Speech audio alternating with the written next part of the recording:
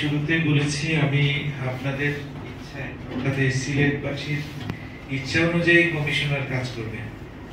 আর আমার একটা লিফলেটে দিয়েছি আমি নিরাপদ, স্মার্ট শব্দটাতে আপত্তি আছে, এটা বাদ দিয়ে বললাম, এবং আধুনিক সিলেট উপহার দিতে চাই।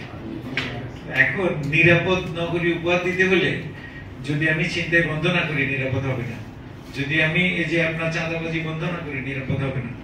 অর্থাৎ আমার এই এক শব্দের মধ্যে সমস্ত কথার উত্তর আছে। আমি আন্তরিকভাবেই চাই এটা একটা নিরাপদ নগরী হবে। এই একটা পূর্ণভূমির মধ্যে আপনার এই ধরনের অনাচারগুলো চলতে পারে, সামাজিক অনাচারগুলো হচ্ছে আমরা প্রত্যেকের সাথে কিন্তু কথা বলছি। আগে তাদেরকে আমরা সুযোগ দেব, সতর্ক করবো, এরপর আমরা আইনের আসলে কঠোরতম প্রয়োগ শুরু আমাদের করতে হবে। কারণ সব কথা তো এই সহজভাবে করলে হয়তো হবে না।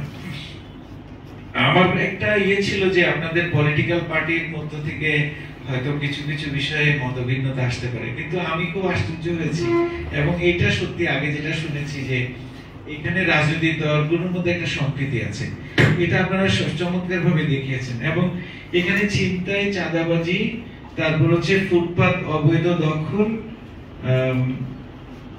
কোনোটার ব্যাপারে কেউ আসলে দ্বিমত করেন নাই। তো সুতরাং আমি ভরসা পাচ্ছি যে এই কাজগুলোতে আপনাদের সহযোগিতা শতভাগ থাকবে এবং আপনারা কিছুদিনের মধ্যেই এই কাজগুলোর উন্নতিটা আপনারা চোখে দেখতে পারবেন, এটা আমি আপনাদেরকে আশ্বস্ত করছি। আমি এখানে জয়েন করার আগেই এরকম একটা অ্যাপ্লিকেশন করার কাজে হাত দিয়েছি এবং আপনারা বিশ্বাস করবেন যে আমাদের বাংলাদেশের কিছু উদ্যমী তরুণ যারা এই যে দেশের বিভিন্ন দেশে কাজ করে, একজন আমেরিকা, একজন লন্ডন, একজন কানাডা, এরা এই যে একটা অ্যাপ তৈরি করছে মাত্র 3 সপ্তাহে, যেটা স্বাভাবিকভাবে তৈরি করতে প্রায় 6 থেকে 9 মাস সময় প্রয়োজন। আমি তাদেরকে চাপ দিয়ে এই 3-4টা গ্রুপ, মানে সকাল থেকে শুরু করে ওরাও যে ভোর রাত পর্যন্ত কাজ করে, 4টা-5টার দিকে ঘুমায়, আবার সকাল 11টা পর্যন্ত, ভোর রাত 5টা থেকে 11টা পর্যন্ত ঘুমায়, তারপর 18 ঘন্টা ধরে কাজ করে। এটা আমরা রেডি করেছি। এটা করার একটাই উদ্দেশ্য, সেটা হচ্ছে যে আমাদের পুলিশের সেবাটাকে সহজ করা। একটা সমস্যা যেটা, সেটা হলো যে আপনি যখন কোন একটা অপরাধের খবরটা রিপোর্ট করছেন পুলিশের কাছে, ওখানে পুলিশের রেসপন্সটা পেতে গিয়ে অনেক সময় লাগতেছে। ওই যে আমাদের ছোটবেলায় যে ট্রান্সলেশন পড়ছি, ডাক্তার আসবার আগেই, এখন পুলিশ আসার আগেই ঘটনা ঘটে গেছে, তাহলে এই পুলিশিং এর তো আসলে ভ্যালুটা থাকে না। এই জিনিসটা কমানো, এখন এটা কমানোর জন্য প্রযুক্তিগত কিছু উৎকর্ষতা তৈরি হয়েছে, আমরা এটাকে ব্যবহার করতে চাই। আমরা চাই যে একটা রিয়েল টাইমে অথবা একেবারে মিনিমাম টাইমে জনগণকে এই সেবাটা কিভাবে দেওয়া যায়। এখানে 3টা লক্ষ্য নির্ধারণ করছি, যারা নারী এবং শিশু, বৃদ্ধ, এরা অনেক সময় এই যে ভালনারেবল গোষ্ঠী, তারা ভঙ্গুর জনগোষ্ঠী, এরা অনেক সময় অনেক বিপদে পড়ে, পুলিশের কাছে সাহায্যের তাদের প্রয়োজন হয়, তাদেরকে অগ্রাধিকার ভিত্তিতে। যারা প্রবাসে আছে তাদের জীবন এবং সম্পত্তি, একটা বলেছে দেশের সম্পত্তি অন্যরা দখল করতে টেস্ট করবো, এরকম আমরা প্ল্যান করেছি। আমাদের এই কাজগুলো গুছিয়ে আনতে হয়তো 2 সপ্তাহ সময় লাগবে এবং এটা শেষ করে আমরা আশা করছি যে অক্টোবরের 1 তারিখ থেকে আমরা এই অ্যাপটা চালু করব। এবং এই অ্যাপের আরেকটা বিশেষত্ব থাকবে যে অপরাধের রিপোর্টিং, অপরাধটা যখনই হবে এটা সে মৌখিকভাবে বা লিখিতভাবে রিপোর্ট করবে এবং সেটার উপর আমরা অ্যাকশন নিব। আমাদের ভবিষ্যৎ পরিকল্পনা হচ্ছে এই অ্যাপের মাধ্যমে আপনি জাস্ট বলবেন যে আমার মোবাইলটা হারিয়ে গেছে, মোবাইলটার আইএমই নাম্বার এত, এইটাই জিডি, আপনাকে আলাদা করে ফর্মাল জিডি করার প্রয়োজন হবে না। আমার এই সামনে একজন লোককে ছুরিকাঘাতে করা হয়েছে, সে মারাত্মক আহত, এইটাই মামলা, আপনার ফার্দার করে রেজাল্ট লেখার প্রয়োজন হবে না। বাকি কাজ আবার ওই সিস্টেমে অ্যাপ নিজে তৈরি করে দিবে। অর্থাৎ যে পুলিশের এই কাজটাকে সহজ করা এবং পুলিশি সেবাটাকে মানুষের একদম দোরগোড়াতে নিয়ে আসা, এইটা যদি আমরা করতে পারি তাহলে আপনারা নিশ্চিত থাকেন যে আমাদের সামাজিক যে অনাচারগুলো আছে, চুরি, রাহাজানি, এগুলো কোনো কিছুই থাকবে না।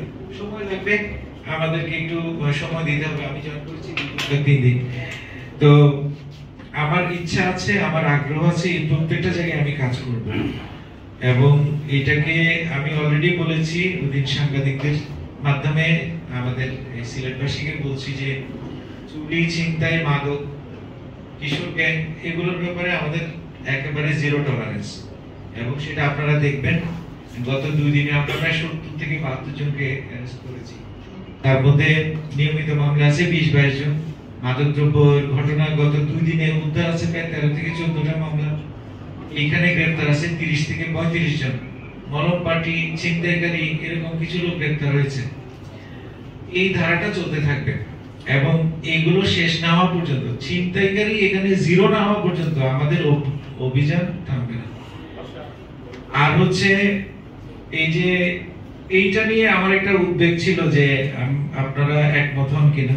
আপনারা যেহেতু সবাই, সাংবাদিক বলেছে, কমন পিপল বলছে, আপনারা বলছেন এই যে যানজট, এই হকার, এই ফুটপাতের অবৈধ দখল, তো আপনারা সবাই যদি এটা চান তো এটাই হবে।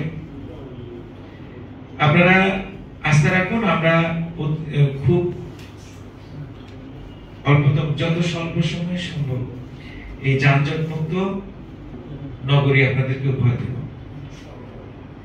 আর অন্য যতগুলো পয়েন্ট বলেছেন আমি কোন পয়েন্টে, আমি সমস্ত পয়েন্টে একমত পোষণ করছি। একটা ব্যাপারে হয়তো একটু দ্বিধা আছে যে একজন বলছেন আইন শৃঙ্খলা পরিস্থিতির অবনতি করছে, বলছেন চরম অবনতি করছে। এখন এটা হচ্ছে এক একজনের পার্সপেক্টিভ এক এক রকম। রাস্তাঘাটে যাওয়ার পর আমি যদি ছিনতাইয়ের শিকার হই তাহলে আমি বলবো আইন শৃঙ্খলা চরম অবনতি করছে, ঠিক আছে। আবার আমার একজন ট্রাফিক যদি একটা বাচ্চাকে স্কুল পার করে দেয়, সে বলবে আইন শৃঙ্খলা চরম উন্নতি করছে।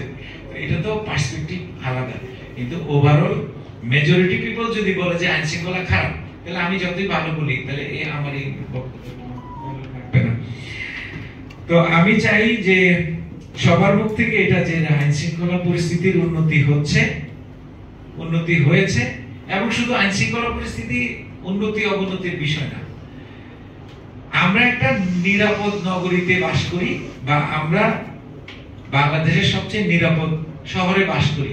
এটা আমাদের গর্ব, এটা আমাদের অহংকার। আমি এটা শুনতে চাই। আপনাদের সবাইকে ধন্যবাদ।